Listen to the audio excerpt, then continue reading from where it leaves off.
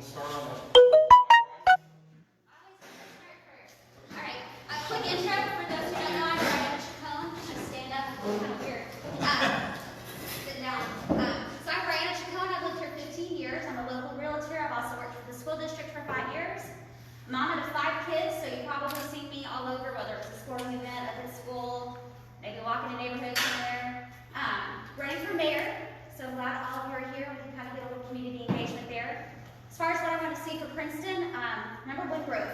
We have to have growth here. I think all of us have heard that for many, many years, that we're having growth. It happened. You see all the rooftops when you're coming down 380. The growth is here, but we've got to so it needs to be strategic growth.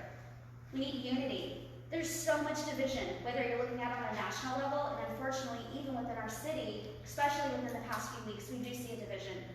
So we need that unity here. And then lastly, we've got to have stuff for our kids and our families here. With the development, so many new families are moving here. Have adequate places for our families to invest, families to spend their money here in Princeton, and we don't have places for our children to be involved here in Princeton. Hanging out at McDonald's at nighttime as teenagers isn't ideal for any parent. So, growth. Thank you. Wow. So if I said ditto, would that be wrong? I don't know. My name's David. I'm also running for mayor, and just to kind of reiterate some of what she said, but to go a little bit different way, infrastructure is important for a city, and as a growing city, infrastructure is key. And I want to give a disclaimer. The reason why I'm not wearing a mask is I've already had COVID, got over it, got 2 negatives. I'm antibody buddy, so everybody can, hug me later. But anyway, but all that said, infrastructure is important for us. What I've noticed in talking with Derek at the city and others is that our infrastructure doesn't span the entire breadth of Princeton. So in order to get that developed, in order for the citizens not to have to pay for it, we need to bring in private equity, private money, private venture to go into buildings so that that infrastructure is built by them. But also, we need places where venues, movie theaters, things that where people don't drive 6 miles just to go to McKinney or 20 minutes to go to Allen, they can do it here. Families can be here, they can stay here, and they can have leisure activities here. And kids can stay in town rather than, having to trek with their friends over to McKinney and that. So those are the 2 key things that we need to do, but also we need to, at which our superintendent here has done extremely well and a good job at. I would love to compliment that, and we need to grow it more and more as it's been grown. So I appreciate you. Thanks. I knew I should have got on the other end. I think everybody here, when we had our other forum, everyone knows the things Princeton needs. We need more infrastructure. We need more tax base. We need activities for our young, and we need activities for our aging also. We need housing that will span the entire lifespan of people from starter homes, which we have abundant of right now, to homes that we can move into as we go through our normal life cycle and all that. But what I hope sets me apart is how are we going to get that done? My experience at the school system, where we had to make those, we had to see how that is, and we have to get our citizens involved, and we have to get their opinions, and then we have to listen to their opinions. I think sometimes with the city, we may feel like we give our opinion, but then it's not heeded. And so I think we need to make sure that whatever direction we go, it should not be any one of our vision, but the vision of the citizens of Princeton from where we go there. And we've got to find a way to structure our debt so that our local water bills, our local taxes are not paying for the infrastructure that's going to be for when the town doubles, triples, quadruples in size. And so we have to have someone with strong financial experience to help structure that debt so that we can get the things done we need to have done. Thank you. Hello, I'm Marlo O'Mara, and I'm running for City Council Place 5. And just to pretty much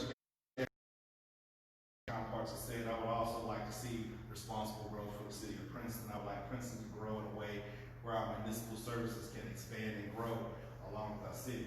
The second point is like that would also include our police department. I think I would like to see a better relationship between between our community and our police department, and for our police department to grow responsibly with the city as well, to make sure all of our needs are served. We definitely need, I would like to see Princeton have a lot more youth programs as well. That's for our senior citizens. And me polling and speaking with some of our senior citizens. When a senior citizen tell me they're bored, that means there need to be a little more going on in our city to meet their needs and the things that a lot of community interactions do with our seniors. I know that's kind of challenging right now with COVID, but there definitely could be some alternatives for that to kind of meet their needs. And ultimately, one of my biggest visions for Princeton, even though we're growing, I don't want to get lost in the growth. I do want Princeton to grow, but still keep that hometown feel as we here at Princeton and feel love. Thank you so much. I'm Kevin Underwood. I'm running for city council place number 4. Also, too, everybody, like I said before, all of us have great ideas. We have good ideas on where we want to go, but I think the means in which we get there is different. You know, I agree we need to expand that business portfolio so that we can ease that tax burden on our residents. That's something that the businesses should bear the brunt of, not our citizens. I think our current city council has done a really, really great job taking care of the city. Of course, there's always progress to be made, work we can do. I agree we need to have some places here in our city where our youth can go, where our seniors can go, where all of us can have more family-friendly stuff. We want it to be a one-stop shop here in Princeton. Our fire department, we need to make sure they're always adequately funded. They can take care of this growing city. Our police department, just the same. And I think that the biggest thing is when we're putting people on the mayor's board, we're putting people in the city council positions, just remember, look at education, look at our life experiences, look at the things that we have done that's gonna matter. We can all be great people, we can all have good ideas, but every idea we have comes with a price tag. So we have to decide, are we gonna have our citizens pay for it, or are there other means of doing that? So my biggest thing is not overextending ourselves financially. We need to be financially conservative.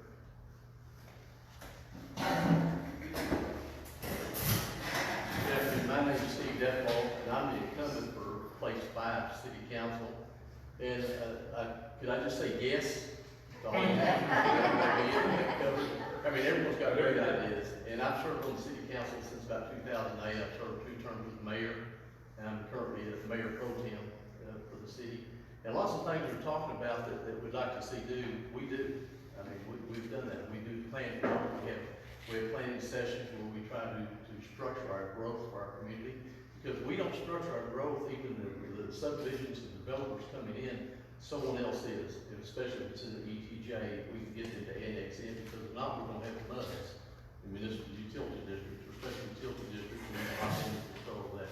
So we work hard at doing that, and the infrastructure, as far as building, water towers and all the infrastructure, we do work with developers to get some of that done, but it's a partnership. And we partnership good with the schools too, because the school, I've actually served twice on the long-range planning committees for the schools, and it's kind of strange because we've had to move the timeline up on it because we've grown so much. I've worked in Collin County in law enforcement since 1974, been here, and I've seen the growth, and it's coming east, and we knew it was going to come east, and that's just the way it's going to be. So that's one of the things we have to do is plan growth and be good stewards of the funds that we get. Is that's my time now? I can 5 down. My name is Michael Candace. I'm running for place 3 on the city council.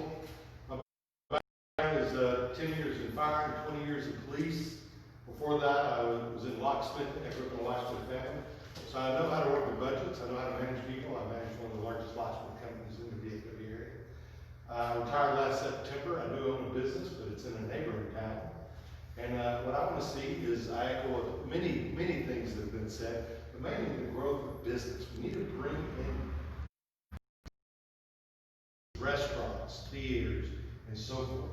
And you need people that are on the council that understand this, who have worked, that have seen growth.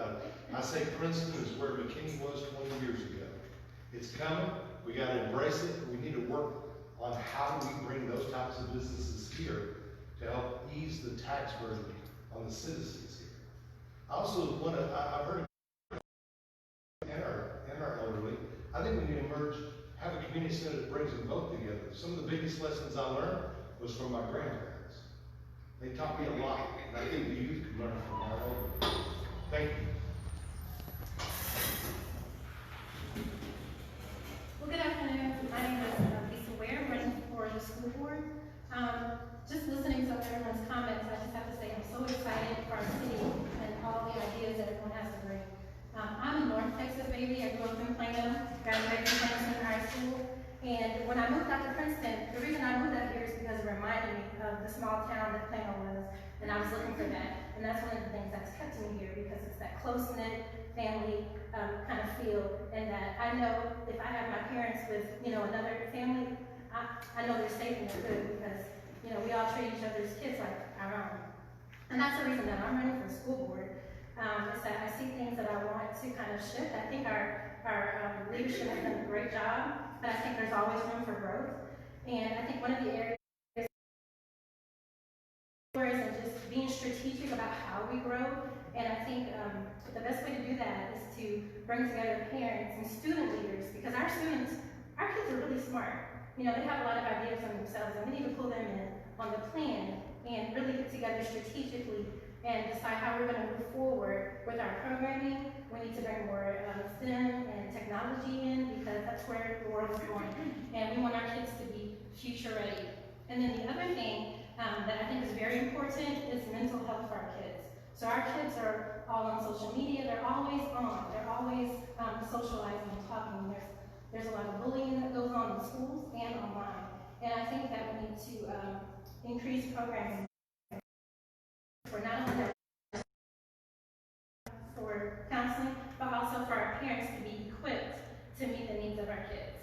Thank you.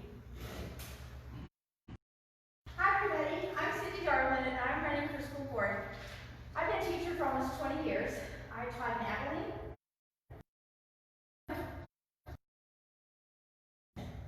And during that time, I've taught thousands of children. And I have seen the needs of all the children, from the very brightest to the ones that are struggling. And what I want to do is I want to create an intensive remedial program so that our children do not fall through the cracks. We have got to take care of our children that need the most help. But we can't forget the brightest children. I've seen schools where they concentrate on just one area and they forget the other end or the other extreme. That's not going to do it. We have to also concentrate on getting our children to raise the bar and raise their expectations and understand that they can go for scholarships and that they can have certifications where they graduate from high school with a certification where they can go make $40,000 a year. They don't have to go to college. And so I want to be that person in the gap for them to help them understand where they can go, what their opportunities are. This is so important. This is their life. And we have got to be able to show them the way. And I'm afraid that sometimes people do drop through the cracks. And we have to make sure that that doesn't happen. We have a great foundation here.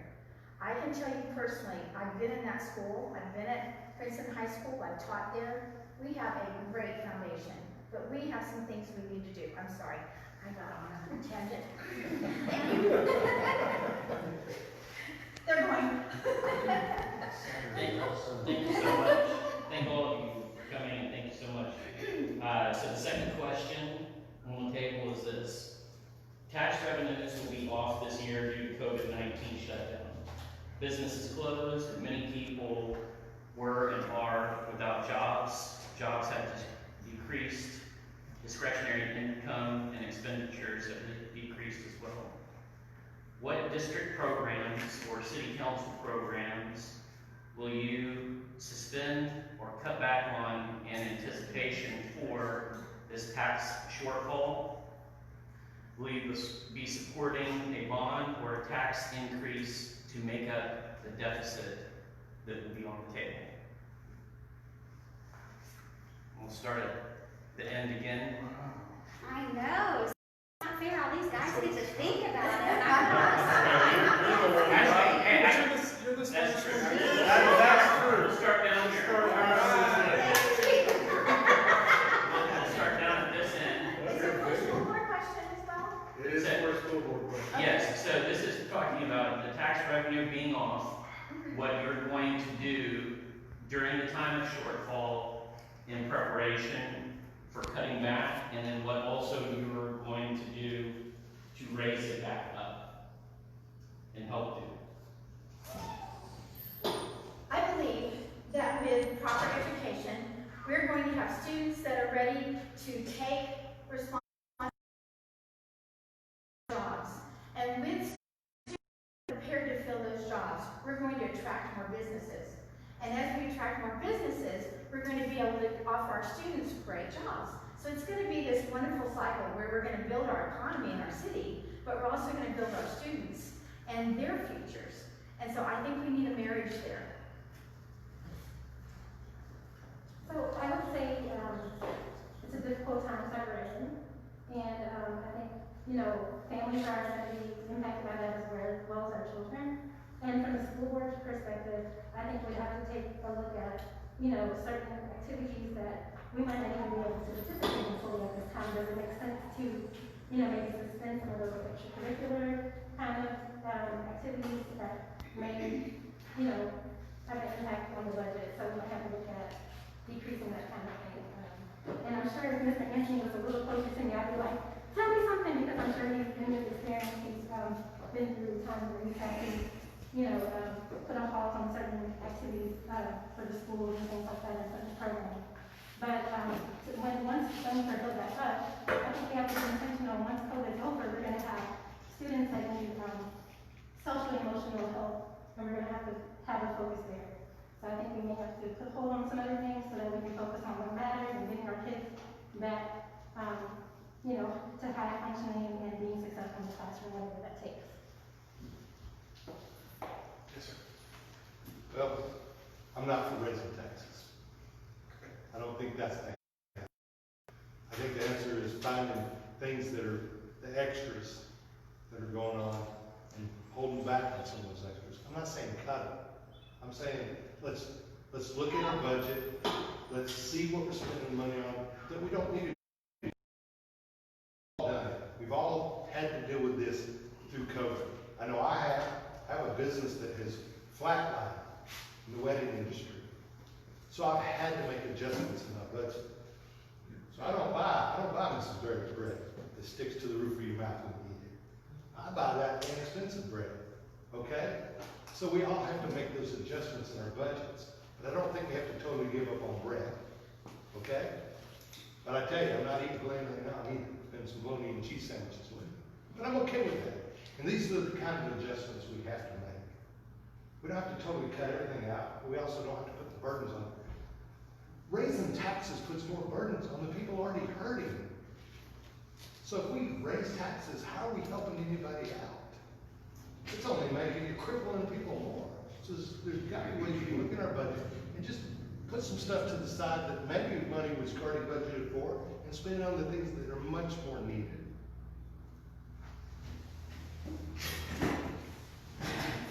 Well, you know, lots of people don't realize that whenever you serve on the city council, you're also a taxpayer. And you want to lower taxes as much as you can. And we have lowered our tax rate. Now, although we've had an increase in revenue, but that's because of the increase in homes and the amount of property that's taxable.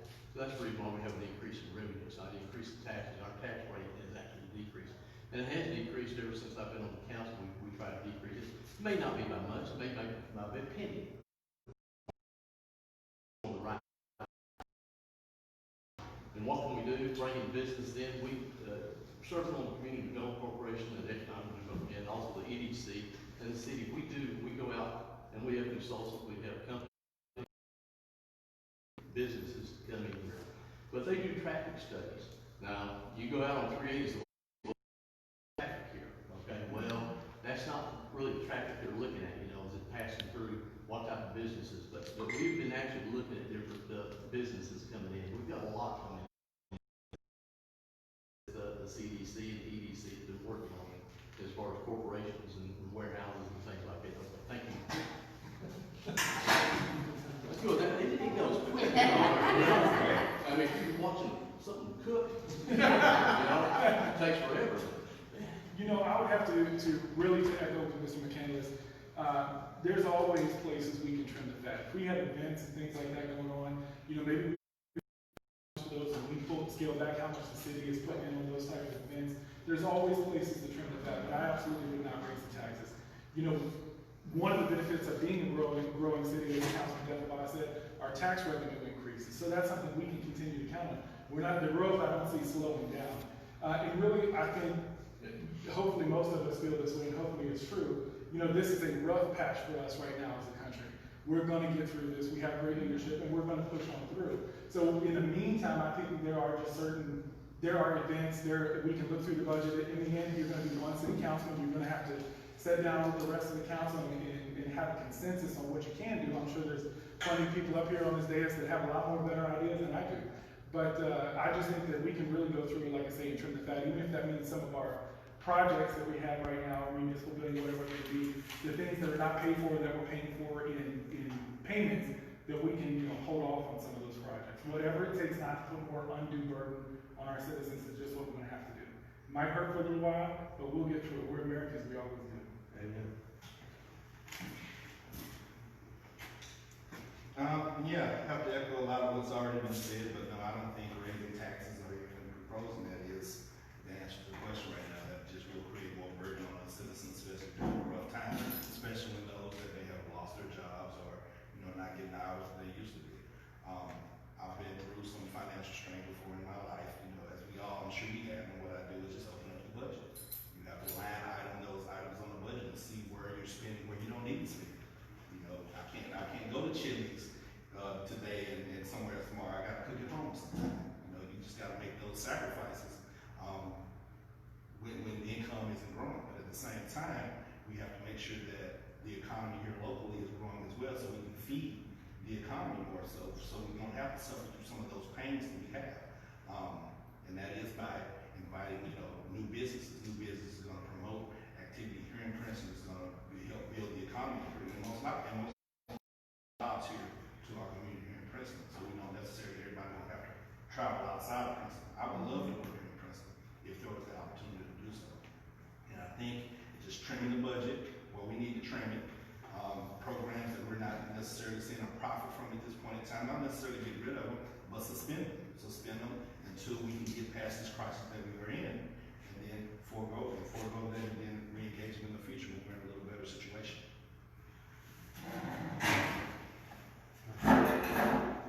Well, first of all, with the rate of growth we have, we're not seeing a tax decrease in the amount of sales taxes continues to increase because we're growing by 10 or 15%. That places us in a very good position as a community, as a school system. When we went through 2008, we saw all the downturns. It's not laying people off. It's not cutting programs. It's not those at the rate that you might like to have, because we're going to bring in more revenue because we've increased again, like Steve said, the city cut the tax rate by 2 cents, the school system cut the tax rate by 10 cents. So I don't think anyone up here, at least you're never going to, if you get a candidate to say that we're raising taxes, that's continue to be a candidate and not a But, everyone here would agree we need to continue lowering the tax rate, and our rate of growth allows us just not to grow at the system. I can tell you what we did. We put away the 7 good years from 7 bad years.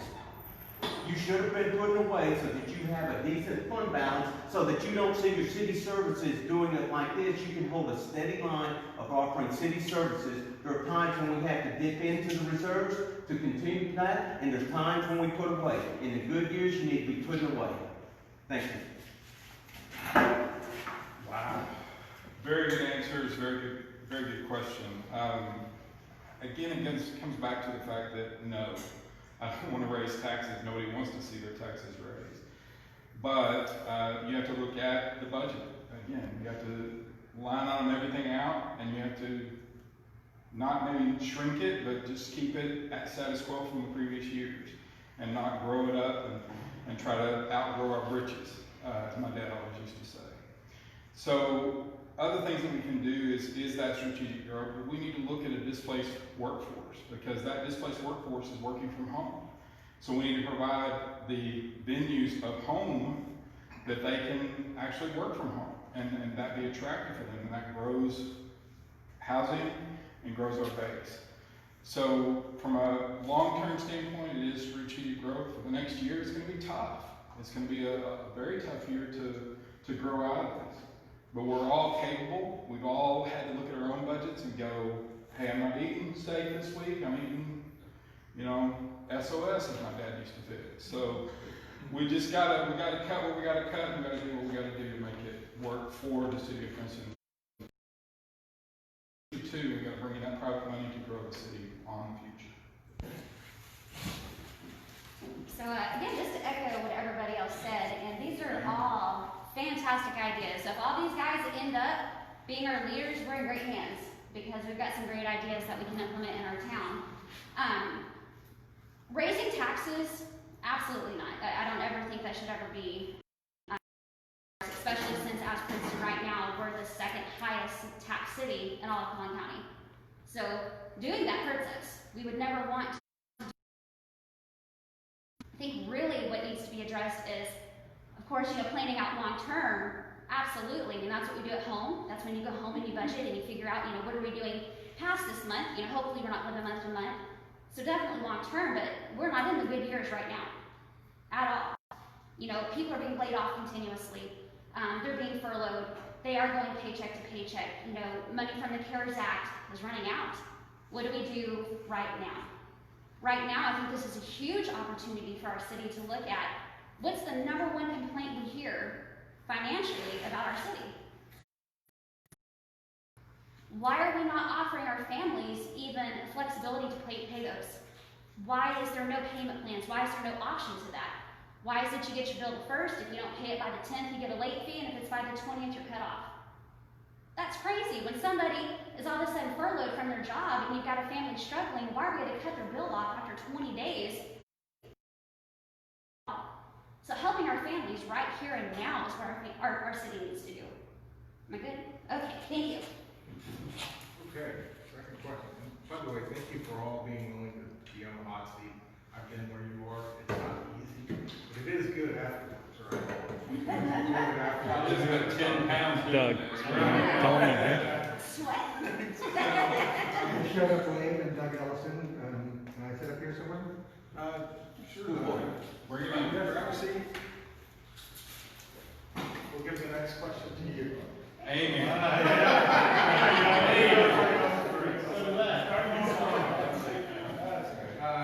This question is really for the city.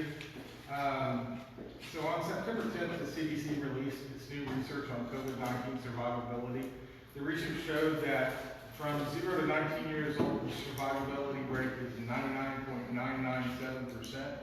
From ages 20 to 49 years old, survivability rate is 99.98%. For ages 50 to 69 years old, survivability rate is 99.5%. For 70 years old or older, survivability rate is 94.6%. Now, knowing this, what are the decisions you would change to support liberty in the Constitution, and what are those decisions you would keep the same? Well, personally, I'm a cancer survivor. I survived stage 3 cancer last year, so I'm very conscious about my own vulnerability, and I treat everyone else with respect in that regard, and I don't think it's a constitutional issue, personally. So I have no problem wearing a mask. Anything I may carry, and I hope they would have the same respect for me. That's all I really have to say about it. Did he say it was just for the city or for us too? No, for the school, just for the city? Yeah, just for the city. Okay. So, Mike, you. Oh, that jumped quick. Listen, you said it all. The numbers speak for themselves, okay? I too have a wife who's battling cancer. She's on the back end of it. My wife doesn't wear a mask. She doesn't like wearing a mask, okay? If I walked into your house and you told me your child had a respiratory problem, you wanted me to wear a mask? I respect that.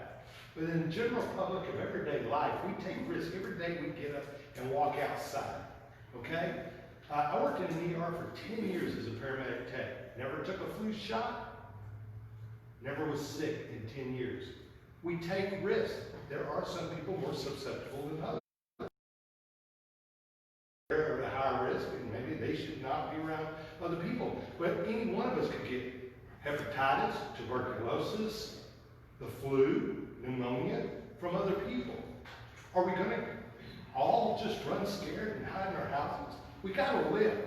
And part of living is the chance that we're going to die. Because we're all going to do it one day. But at what point do we become prisoners because we're scared of that? I refuse to live in fear. I'll respect other people, and if I walk in their house and they want me to wear a mask, I'll be respectful of that. But in general public, we got to get back to life and living and our freedoms. Thank you. Sorry, I get emotional. I hope I get talking. Oh my. Okay. You know, to echo some of the things that said, my wife is, she's had 3 strokes, she's got COPD, she's fearful about where she feels out the door. And it's rightfully so, you know. Me, not so much, but I do. And one of the reasons why I do is not only protect me, but maybe others, but be protected from them. But I'm a Marine, okay? One of the things you do, you have a chain of command. And you may not respect the person that's making the decision, but you got to respect the rank.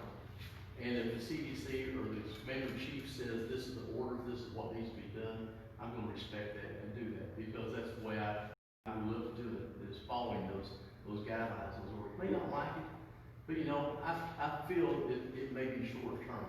You know, I feel that this is, once they get the vaccine in place, once things happen, we'll start going back to normal. I say we go back to normal, you know, after 9/11, everything was all Americans for about 2 years. And then all of a sudden, we're back to, you know, forgetting what 9/11 was all about. But I think it's something, some hardships, some things we can actually do to, you know, help protect other people, and it makes them feel more comfortable. Fine. It doesn't bother me, you know, wearing a mask, you know. And look at other nations, it might even help us on the flu season. Who knows? Thank you. You know, I'll try to keep it short and sweet when it comes to this. So I consider myself a constitutional Republican. I don't wear a mask. I don't wear it when I shop. I don't wear it when I go out. That's my personal choice. Like Mike said, if I went in your house or was around you and you were susceptible to it, I'll absolutely wear it because I respect you that much. But for me personally, I don't do it. And closing down businesses, killing people's jobs over these mandates and these masks, I just don't support that kind of thing. I don't think it's right. I think that we can all decide that we have control over ourselves. If I want to go to the store and shop, I'm going to go do that. I understand the risk that I'm taking, and I have the right to do that. And those of us that don't want to go shop, that's what they make Uber, delivery, grocery for, and curbside pickup at Walmart and things like that, where the nice teenage kids come and put your stuff in there for you so that you don't have to have contact with people. But it is a constitutional thing for me. I'm not wearing a mask. And I'm not closing down businesses for not implying that mask. And to be honest with you, I'm very proud of people like Collin County Sheriff Jim Skinner says they will not enforce those type of rules that they deem unconstitutional.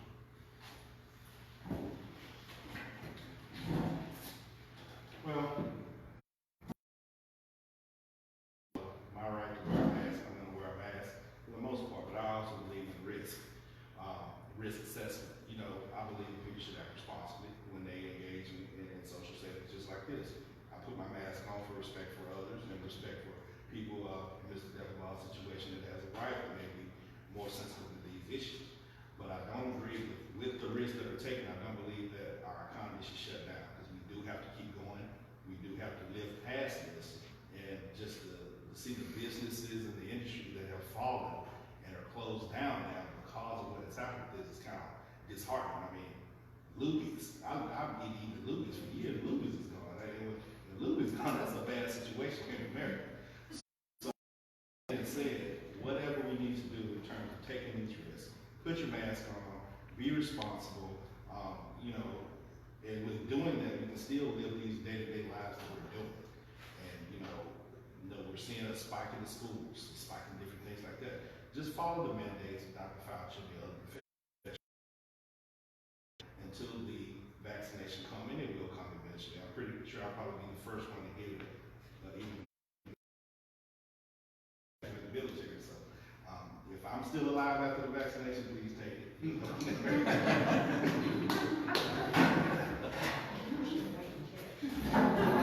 Hi, I'm going to kind of skip the math portion and talk about the opening up the economy. The cure cannot be worse than the sickness. With those survival rates and everything, we've got to open up our economy. What would be the first thing I do? I think City Hall needs to be open. I think we ask all of our essential workers, we're offering that. Now, we also offer the virtual. If you need that choice, if that's what you do, but one side shouldn't go the other side, you've got to close down. This is our business. This is how we put money in our pockets. This is how we feed our families. And to go in and try to shut businesses down and force all of that, I think that's a far overreach. But for us, if everybody else is essential, first thing that needs to happen is our city hall needs to open up. We're all behind plexiglass there anyway. I don't know where anybody's really taking a risk.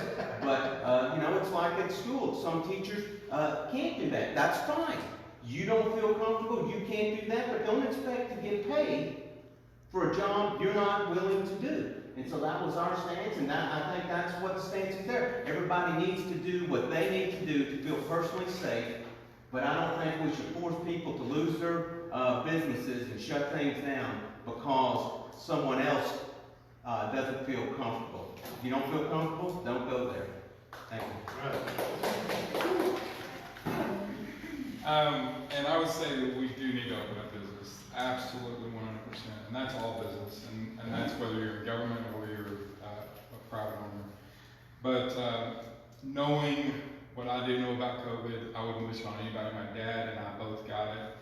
My dad was in the hospital for 45 days, and he's 89, and so he fits in that statistic. He survived. But the facts of it is, I would say we protect the most vulnerable. We definitely work and strategically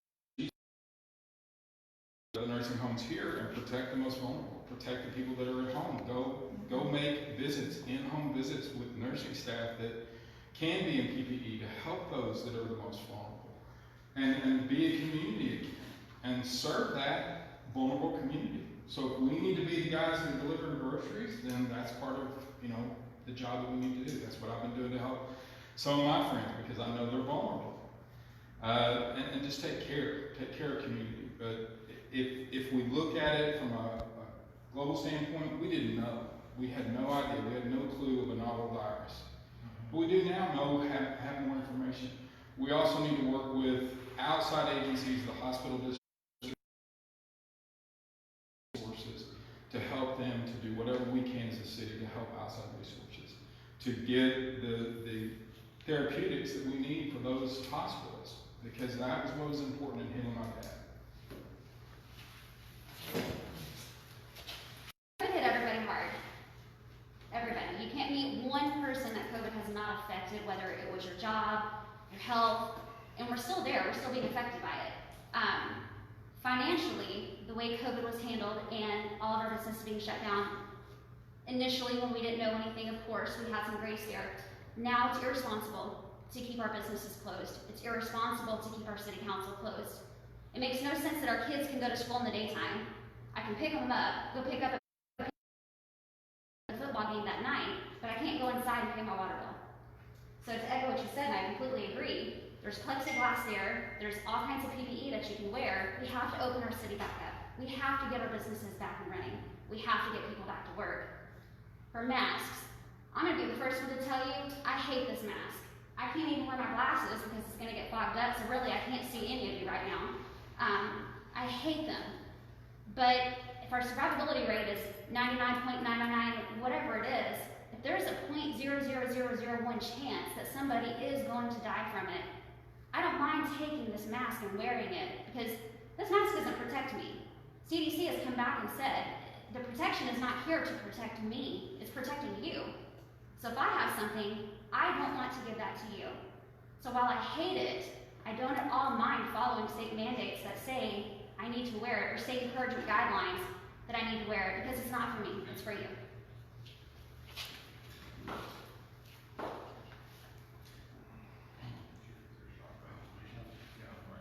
All right.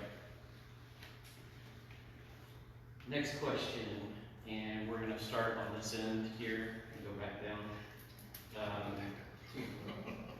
The Open Meetings Act was designed to restrict the city and the school district from making and discussing important decisions without any public awareness. Are backdoor deals being decided on and in Princeton by either the district or the city? And what is your commitment to following this open meetings law?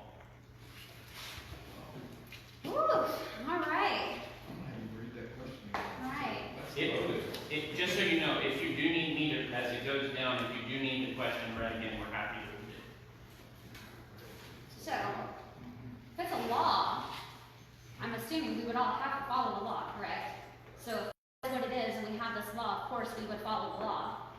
Do I think that anything nefarious is happening, there's backdoor deals happening, whether it's amongst our school, our city? I pray to God that's not happening, right? I don't think anyone wants to think that about our city or about our school.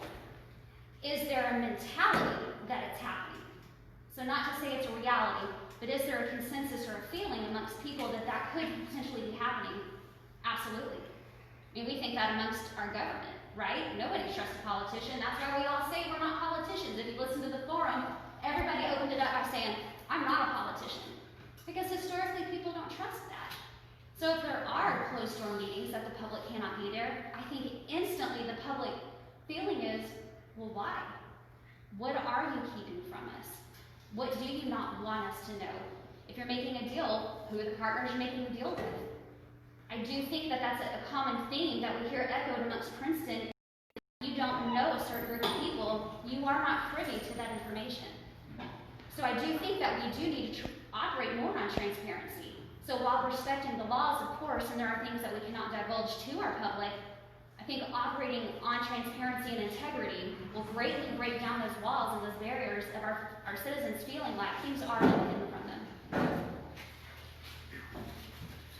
That is a big question. And being a developer and knowing that side of the industry, there is so much that is ripe for backdoor deals. Because people have, back pocket money they want to spend to get their deal through. And so it definitely is something that can be seen by citizens if you don't provide complete transparency. But my policy has always been, and in business and otherwise, is there's always a third party that's there that keeps me on track, that keeps me accountable.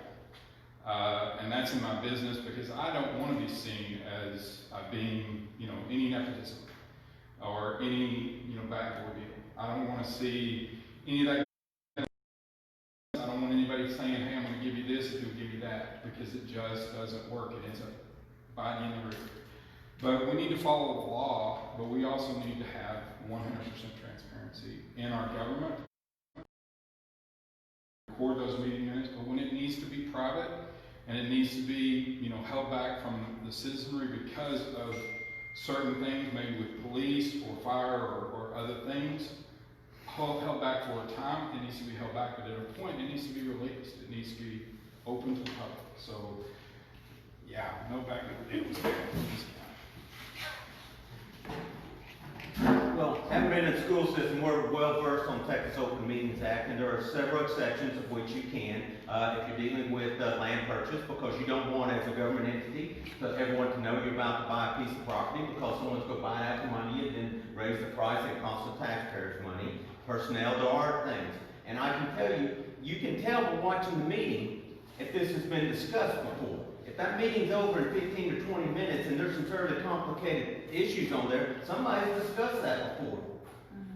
If you watch our school board meetings, they go on for a while because there's a lot of talk, there's a lot of discussion, because this is the first time we have thoroughly discussed that. And many times you'll have to come back for a second reading because of that. If you watch all those meetings and everything goes like this, just like clockwork, at 100% votes, I say it's a sign of corruptness. If it's always 4-3, it's also a sign of something wrong if it's always 7-0. There should be some dissemination of disagreements, and people should vote what they say. things that the Texas Open Meetings Act, this isn't no wishy-washy thing. This is a very specific set of reasons you can or cannot meet in executive session to discuss that. And so you've got to go through training, you have to know what those are, or you will inadvertently violate that just because of your lack of knowledge over Texas Open Meetings Act. And so if everyone would have the proper training and everyone have a good discussion there, and if we can make a decision, come back and do it next month. Thank you. Mr. Anthony kind of took the words out of my mouth as an attorney and also as a member of the military. I'm very familiar with having meetings that are necessarily subject or privy to the public. But as with every in this particular essence, I knew no decisions have to be made. Sometimes those decisions and discussions can't be made with all public input because you would never have time to actually get something resolved. However, there's an amazing thing called FOIA, the Federal Open Information Act. That is an amazing tool, and it's kind of a overbroad exception for things like that. So my thing is, if you do have to have those meetings that are necessarily not open to the public, make sure that they're done over a forum that's not protected, not your private email account, not something that's private that doesn't have any access to the public. Make sure all of those discussions are documented and tracked in something that's open to the Federal Public Information Act, so the public can request that information, and that will create the transparency that I think we all want to see in Princeton, so you don't have to worry about what you're doing or what you're getting out of the deal or anything like that. It's going to be accessible to the public when that request is made. I agree. I don't see a reason other than the very few exceptions for us to say anything in an office that we can't stand up on the council and say. I think that the citizens have a right to have a voice in their local governing body. They need to know what our intentions are. I don't have any businesses in the city of Princeton. I don't work for have any lifelong friends that serve on the council or that are setting up on this dais. I'd like to think we're all friends, or at least friendly. But I don't owe anybody anything. The only one I owe anything to are my neighbors and my fellow citizens here in the city. So, one thing that I can promise you. There'll be no talking behind your back, there'll be no discussions behind your back, other than the exceptions of things that we may have to do. But citizens should, there should always be an ability for the citizens to question us, and we should always be forthcoming. I always say errors and omissions are out and tell the truth. Well, having served on the city council, and I take exception to some of the things that maybe indications were corrupt and have some corruption in them, but I have never seen any backdoor deals. We are transparent. The only way people don't understand that is they have to attend the council meetings to understand the transparency. To get that, to get what we're doing. We post an agenda, we look at it, the council, we get backup information on the agenda, we have speakers that come in and talk about that item. So therefore, there's sometimes doesn't need to be that much discussion. We understand, because I've been in situations where we've had speakers come in and they try to explain it to you, they try to do it, and they actually insult my intelligence. Because I can actually read it and I can actually understand it and know what I'm voting for. And I knew, if we have a difference of opinion, that's good, and we have had that. We've had some difference of opinion, but we don't get shout matches and things like that. You have to attend the council meetings. You have to view it and see it because it is all transparent. And we obey the open meetings.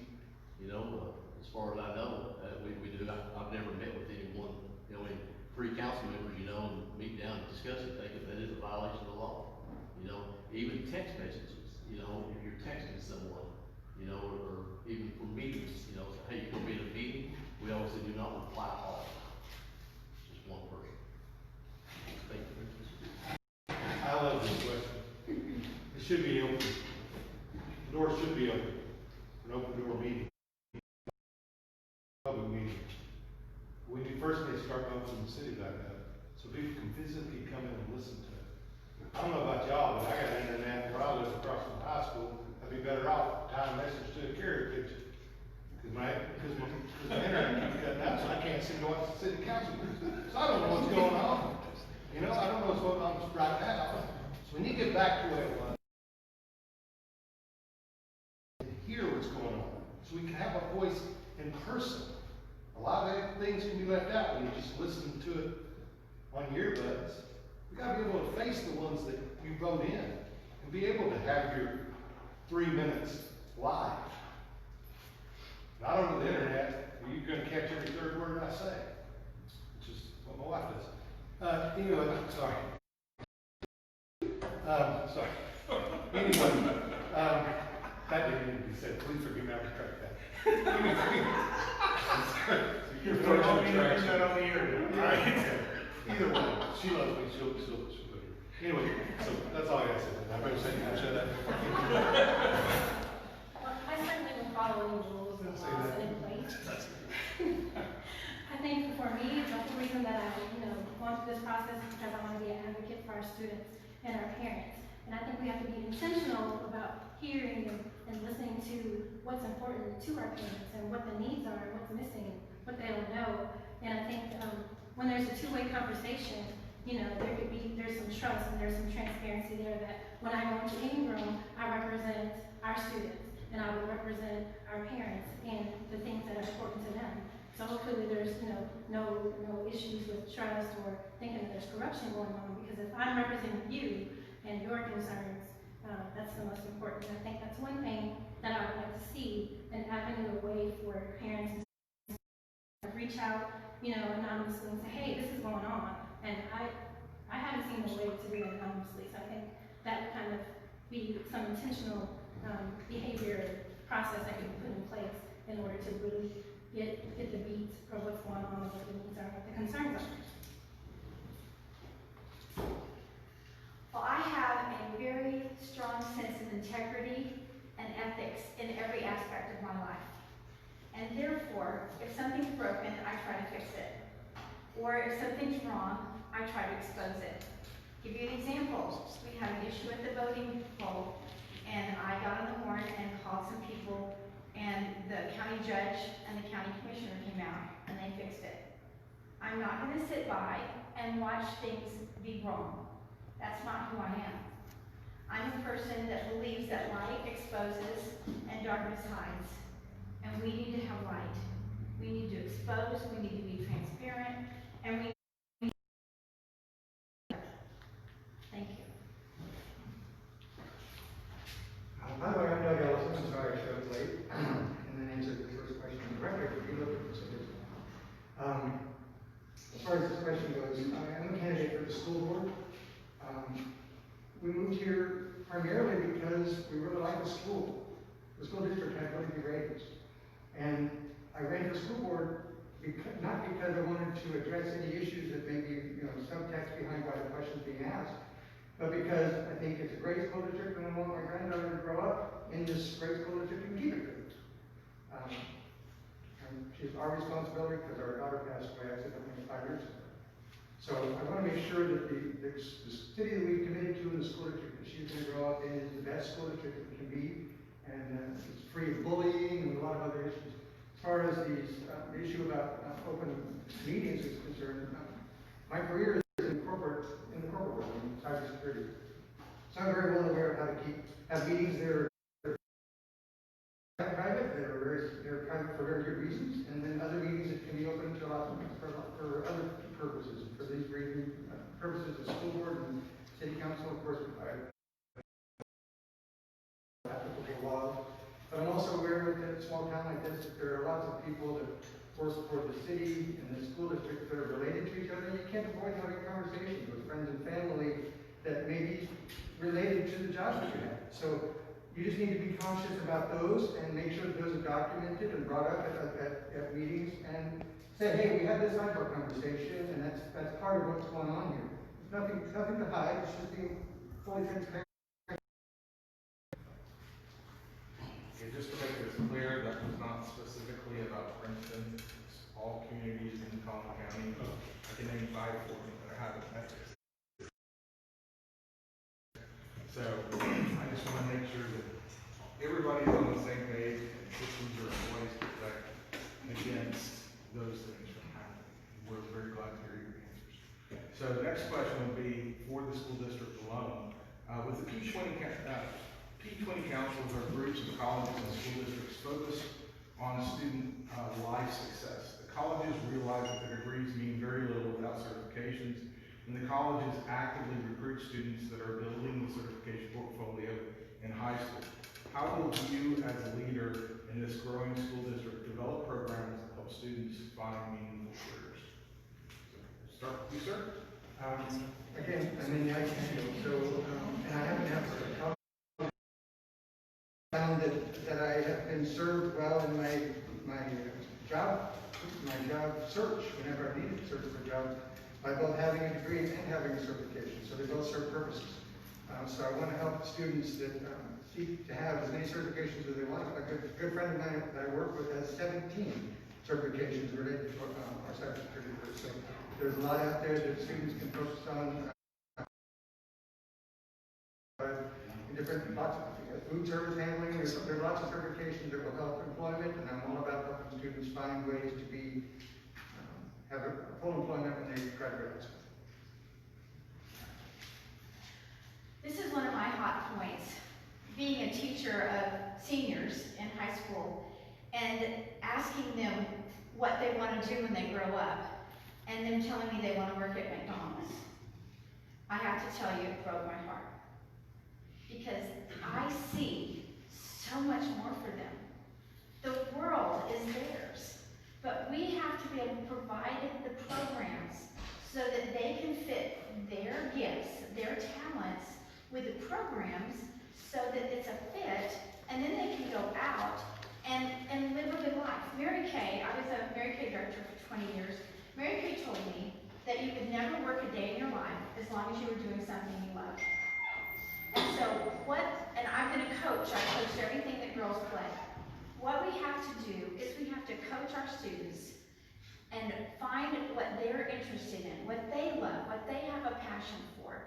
And then we have to provide a program for them so that they can actually have a background, a certificate, a scholarship, or something, so that they can go out and make that dream come true. Now, there are so many things available. We haven't even touched the hem of the garment there. We have a lot of programs that colleges will provide for us and that we can access to help our students. There are so many things that we haven't even looked at. And I think that we need to expand our vision for our students so that they can expand their vision for themselves. I like what you guys said. I agree. I think that our district has done a great job of providing lots of opportunity for certifications and things like that in our district, and currently, I think that's great. One of the things that I would like to, I guess, piggyback on and kind of build is on experiences and mentorships. Because if I was an 8th grader and said, decide on what certification you want now, well, what would I have to, what would I base that decision on? Probably people that I know. I know my husband, he's a truck driver. And growing up, he's like, well, I want to travel, I want to travel. Well, his family and uncles are truck drivers, and they said, oh, well, you want to go on the truck. And now he says, well, if I had known I could be a pilot or whatever, I would have done that. Because who wants to be sitting in the car all the time? So we have to give our students ideas and experiences. Hey, you can do this, do that. Listening to, everyone sitting up here and all the vast experience that they've had. If we could just get them in front of our students, that would allow them to kind of get their wheels turning on what they want to do so they can go into what they're interested in. Also, we have so many companies coming here. We have Playful and McKinney that does gaming. And there's, our kids are all into gaming. They want to do that. And there's businesses that we can partnership to come in to just speak to our kids and then maybe give them, internships. That would be great. That's something that I would want to work on. And then, lastly, I think it's very important that we teach our kids how to network. Because it's all about introducing yourself to someone, being able to talk and say, hey, I'm interested in this. Because you never know who you're going to meet that can give you an opportunity to say, hey, you come work with me because I think you're a smart kid. So we need to teach our kids how to talk to people, and it's not on the phone, right? We need to teach them to use their words and to really build relationships. Because as you all know, I'm sure, growing up and building yourselves up, it's all about relationships. You can get that degree, you can get that certification, but you have to know how to communicate and how to build relationships with people. So those are the things I want to learn to our students. So this will be the last question. Go ahead and take the question. Oh, that's school. Whether this is school board. Are you?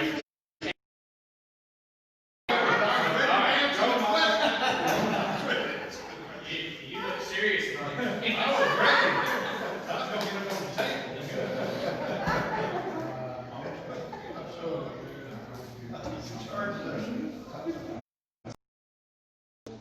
This question will apply both to school board and to the council.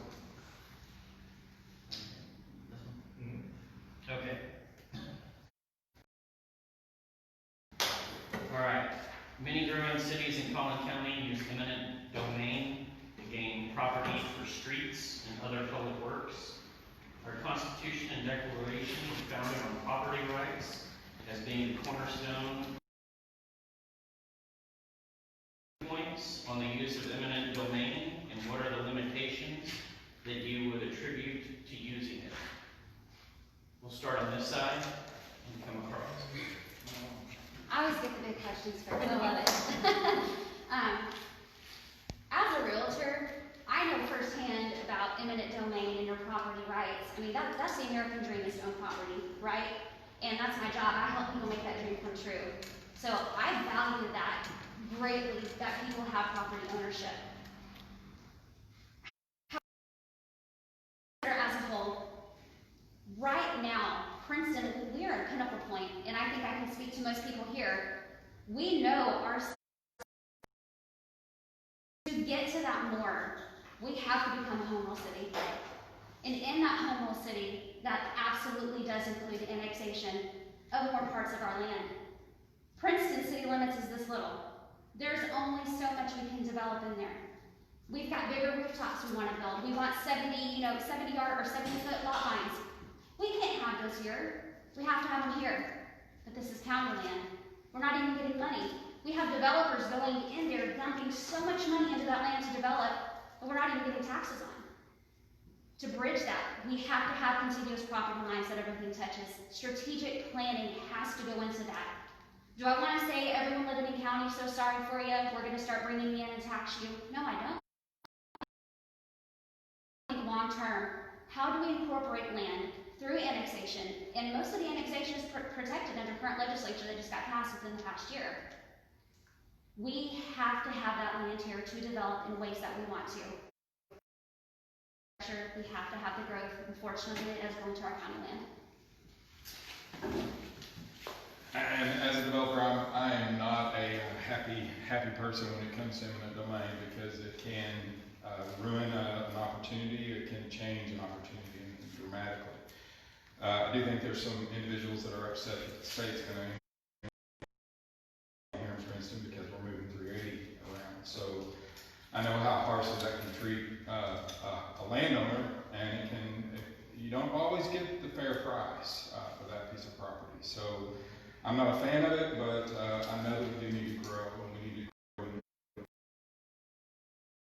We do need to look at other opportunities around where land is contiguous. I agree with that, but there's a better, I think, way, and that's to take in private development and let private development go and develop properties, and then as they come in, we bring them into the city, bring them into the tax base. Approach instead of just taking them. Let me clarify the question. The question's on eminent domain, not annexation, right? Correct. Okay. So, as far as eminent domain, in 20 years at school district, we've been eminent domain about 1/4 of an acre. Because it's always the last option, not the first option. You try for every way you can work that out with the landowner. Can we come to this? Can we find a place that would love to have the business or whatever it is that the city or the school district might need to have, and can we address that there? If we can't, is there not a price tag that works for both individuals? Is there negotiations? And only on one piece of property, less than 40 years, had to go to eminent domain in order to come to a resolution. It's the last option, but when we're putting a street down and we're going all the way through, we cannot have 1 acre lot not have the entire street there as we're trying trying to get down 380, we can't fail to widen 380 because of that, but it should be the last and final option.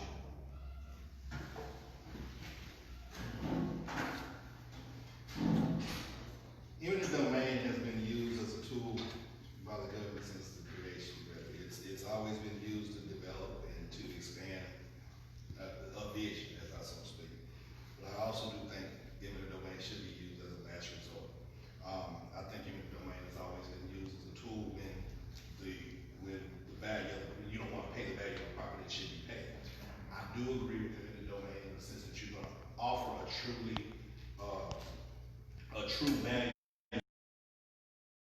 that fits in your budget or the government's budget, but based on what that land is really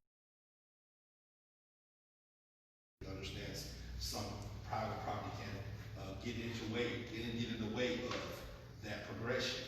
But if you're gonna use such a strong tool as eminent domain, I do think that needs to be fair and equitable to that private property owner, because that's what America was created on, coming to have your property, that's your property, it's the king of your castle.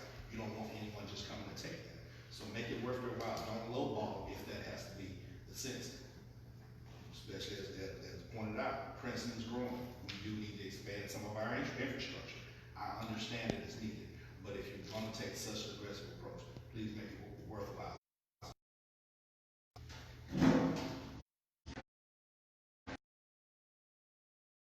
Who can probably agree with me on this. There are folks around here that own land, or folks all over the state of Texas own land, and their families have owned that land for generations. And I think it is abundantly wrong for a government to step in and say, we're just going to take it, and it is. Now, with that being said, there are exceptions to that rule. I will say this, for me to support any type of eminent domain, you better be sure that it's for the greater good, as sure as you are that the murderer is guilty. That is just something that I'm absolutely not for. I don't believe in taking something that someone else has earned and paid for. I'm not entitled to what you have. That being said, if we ever, for any beyond good reason, have to step in and do that, you better give them the absolute best offer that you can give them. You better pay for what you get and not forget that sacrifice that you're taking. It should be the exception, definitely not the norm.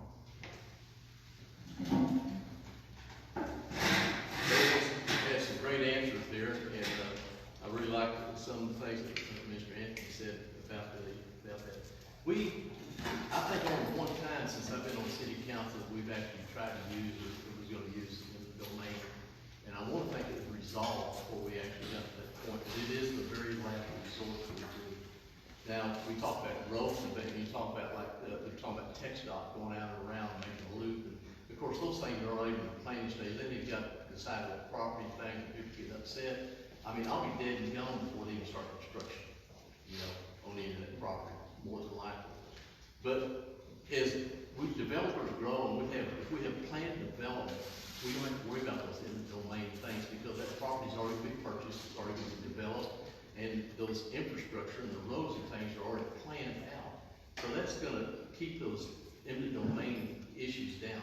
Now, every once in a while, there might be something come up, and it has to do with public safety and things that we actually need to do. Sometimes we might need a right-of-way or a piece of property to get in there to actually replace a sewer line. Maybe a sewer line has been leaking. And sometimes people, they get upset, they don't want you on their property, even to repair something. I had it, I think actually, I know I probably lost some sleep, but I didn't really want to do it. And I think it resolved it back in there. I'm going to echo what Kevin Underwood said. I'm going to add to this. They're called property rights for a reason. I don't think our government has the right to overreach and take what they feel that they can take. At what point do we give them all the rights? You take one piece of mortar out of a brick, you can lose the whole wall. But I'm also realistic that there are some exceptions where some property has to be sold. And I agree that some should be a true value of what our government thinks our property is worth, what the true land value is.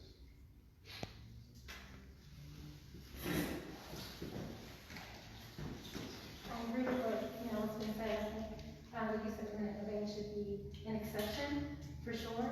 I think, whether the land is something that's passed through family or generation to generation, it's something that, that is, that land is something that could be handed on to your family or something that is yours if you kind of hold on to it. I think, only, where you can't collaborate upon another plan should you even think about it. There's a thing called mutual respect and being decent to each other and communication. And I think with those things, when you respect other people and you communicate and you find out that that property's been in their history for the last 100 years, then maybe you go back to the drawing table and see if there's another alternative. Guys, we have to care about each other. And sometimes we're going to have to step on toes, but there's a thing in biology called mutualism. Mutualism means that both parties benefit. So if you do have to go forward with it, it has to be something that both parties are going to benefit from, and that they're going to feel okay with, even if they have to sacrifice something. So I think we just have to communicate, we have to have mutual respect, we have to care for one another.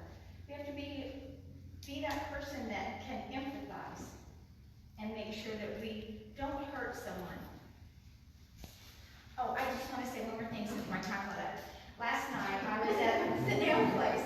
It has nothing to do with eminent domain, but I was at the nail place and this lady asked me to tell a story about the school system. And this is not meant to say anything bad about the school system, but I promised her I would express it.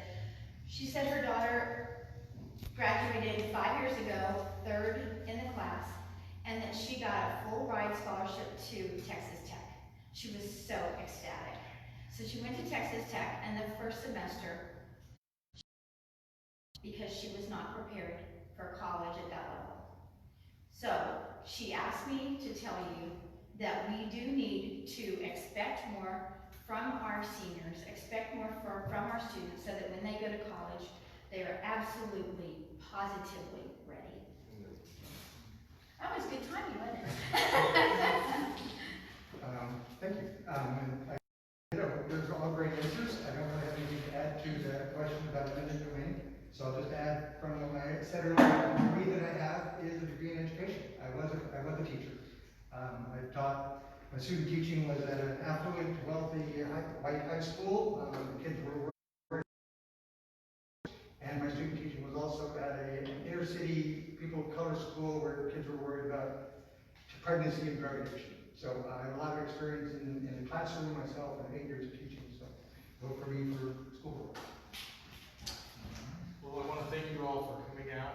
So here's our commitment, Steve. Jordan and I are both a part of Collin County Conservatives, Collin County Patriots, Collin GOP, and We the People.